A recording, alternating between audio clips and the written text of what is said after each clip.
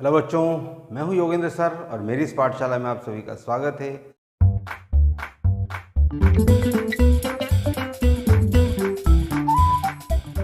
आज हम सीखने जा रहे हैं क्लास 10th का बहुत ही इंपॉर्टेंट चैप्टर, सेकंड चैप्टर हमारा पॉलिनोमियल। तो समझते हैं क्या होता है पॉलिनोमियल। देखिए, आपने अलजेब्रिक एक्सप्रेशन पढ़े हुए हैं। अलजेब्रिक एक्सप्रेशन किस फॉर्म में होता है? A x to power n plus B x to power n minus one plus C x to power n minus two से लेकर ये इनफाइनाइट तक हो सकता है, कुछ भी हो सकता है।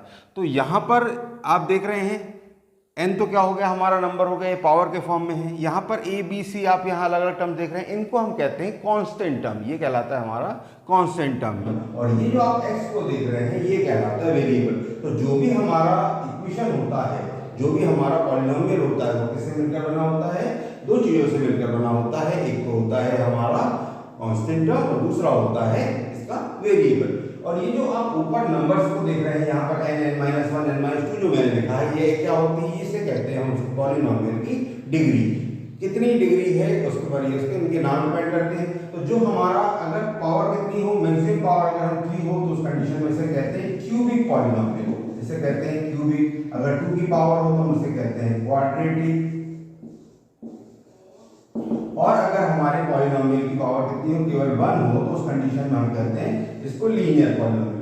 एग्जांपल समझे, जैसे मान लीजिए मैं इस तरीके से लिख दूं 7x power 2 minus 5x plus 6।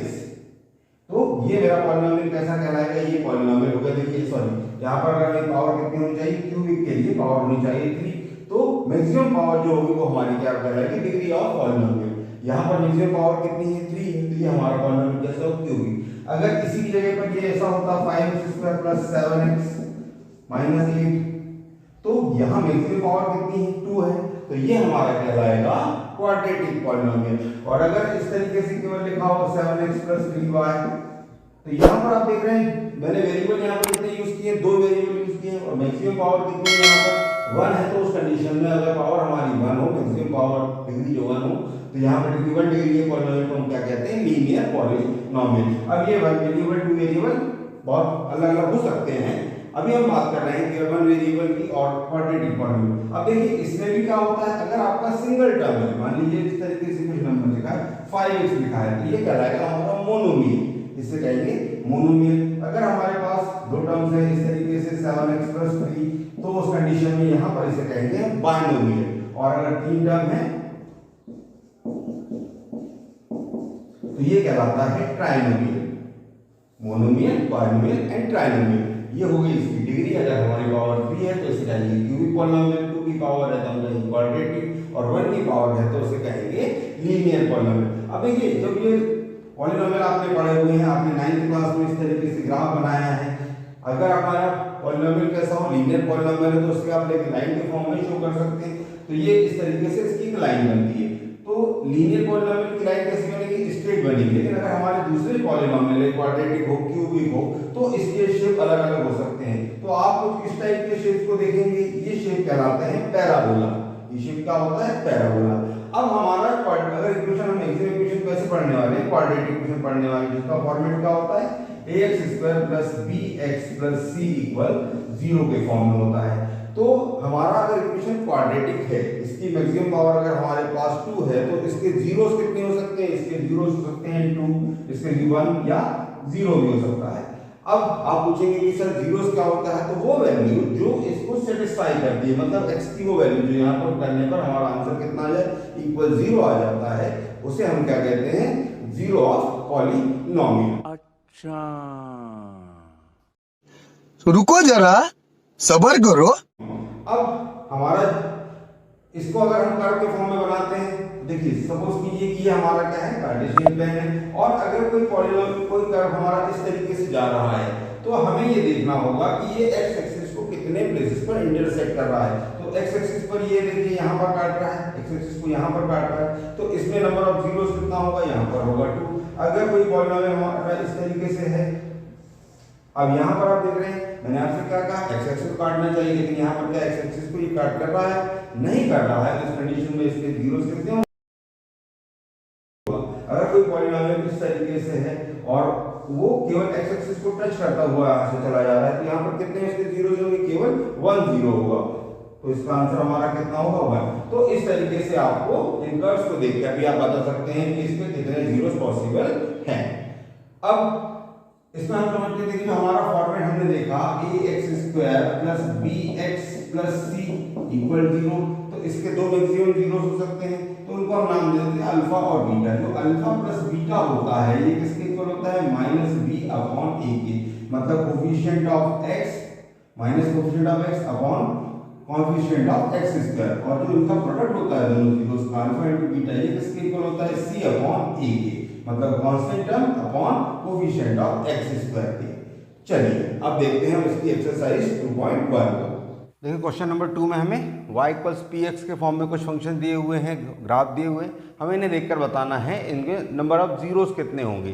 तो पहले वाले ग्राफ को आप देखें, यहाँ पर ये कैसा है, हमारा ग्राफ एक लाइन के फॉर्म में है, और सबसे इंपॉर्टेंट बात क्या है कि हमारी जो लाइन है वो x एक्सिस को इंटरसेक्ट नहीं कर रही है, तो उस कंडीशन में इसका आंसर कितना होगा 0, मतलब यहाँ पे नंबर ऑफ जीरोस कितना होगा 0, क्योंकि वो क्या कर रहा है, x एक्सिस को इंटरसेक्ट नहीं कर रहा है।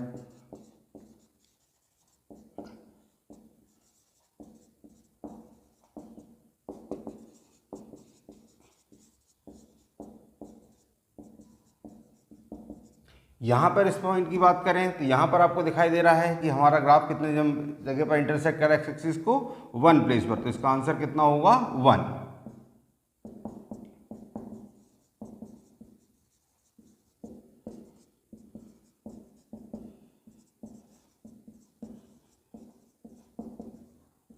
अब यहाँ पर देखिए, यहाँ पर इस ग्राफ में ये 1, 2 और 3 प्लेसेस पर, तो इसका आंसर कितना होगा 3।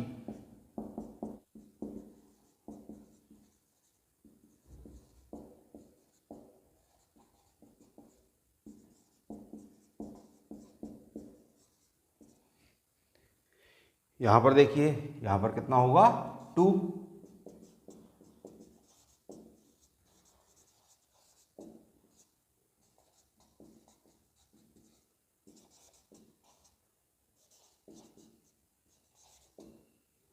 इसकी बात करें तो 1, 2, 3 एंड 4।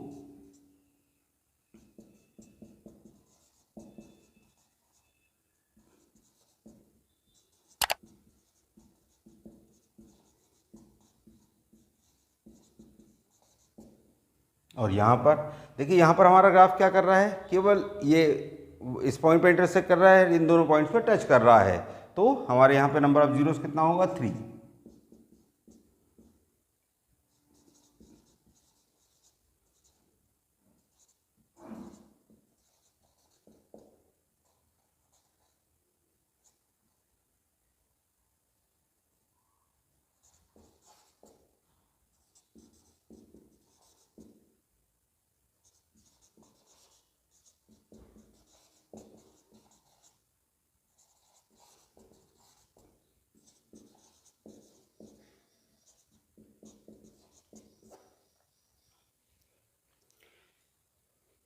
तो ये हुआ हमारा एक्सरसाइज का सॉल्यूशन, और हमने समझा बेस को पॉलिनोमियल के। अगली क्लास में हम एक्सरसाइज 2.2 को सॉल्व करेंगे। आई होप आपको क्लास पूरी समझ में आ गई होगी। अब अगर आप हमारे चैनल पे नए हैं तो हमारे चैनल को सब्सक्राइब जरूर कर लें। करो ना भाई, क्यों नहीं कर रहे? बहुत तकलीफ होती है जब आप योग्य हो और लोग आपकी योग्यता ना पहचाने। भाई ने बोला करने का तो करने का। साथ ही साथ बेल आइकन को प्रेस कर दें और वीडियो को अपने दोस्तों के साथ शेयर जरूर करें। तो मिलते हैं अगली क्लास में।